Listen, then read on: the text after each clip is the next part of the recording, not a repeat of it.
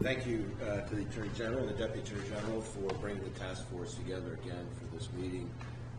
Before I dive into things, as you heard, FBI agents are on scene in Winder, coordinating with and supporting local law enforcement. Our hearts go out to the victims, the community, and all those affected by this awful, awful act.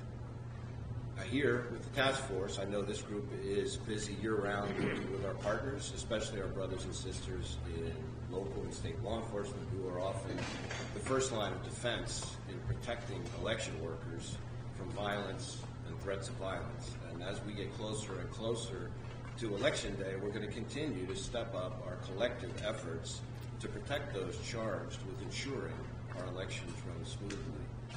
As I've said before, election workers, many of whom are volunteers and all of whom are public servants, are the lifeblood of our elections. And we're committed to ensuring that threats directed at election workers receive the swift and thorough response they deserve. Of course, our commitment to protecting elections and Americans' right to vote extends to an even broader array of threats. Threats the FBI, as both a law enforcement and intelligence agency, will continue to work 24/7 to uncover and disrupt.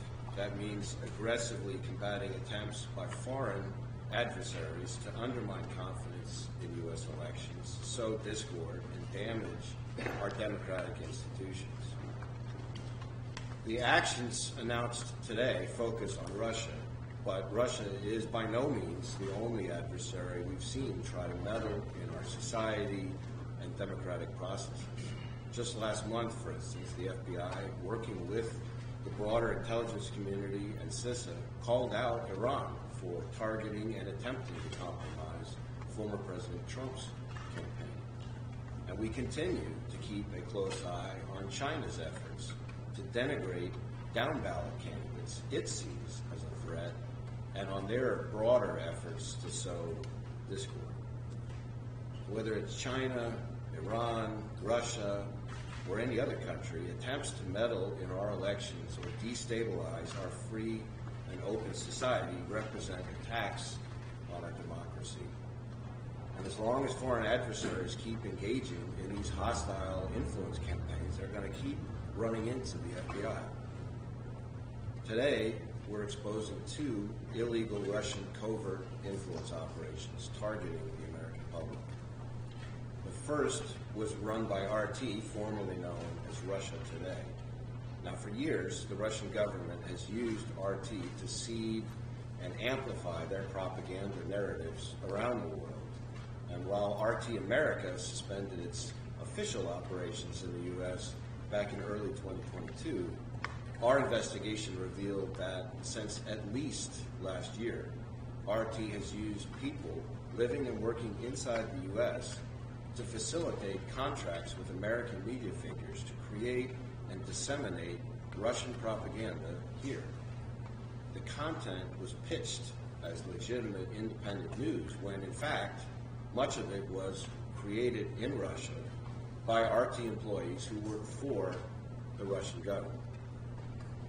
The second operation reveals even more malign activities by companies working under the direction and control of the Russian government.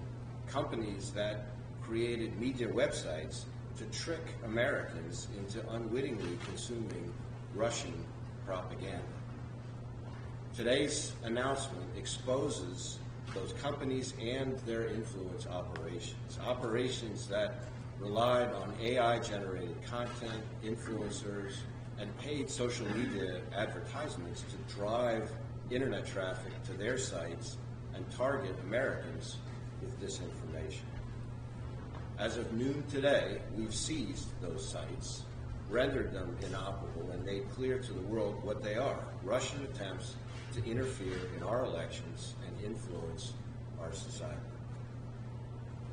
As the lead agency for investigating threats to U.S. elections, the FBI is focused on ensuring that our laws are respected and enforced. And when we learn that adversaries overseas are trying to hide who they are and where their propaganda is coming from as part of campaigns to deliberately sow discord, we're going to continue to do everything we can to expose their hidden hand and disrupt their efforts.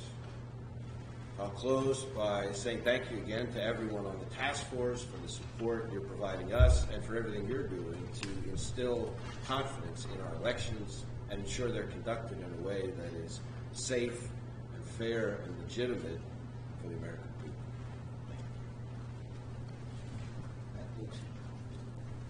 Sorry. It's okay. Thank you. Thank you, Attorney General.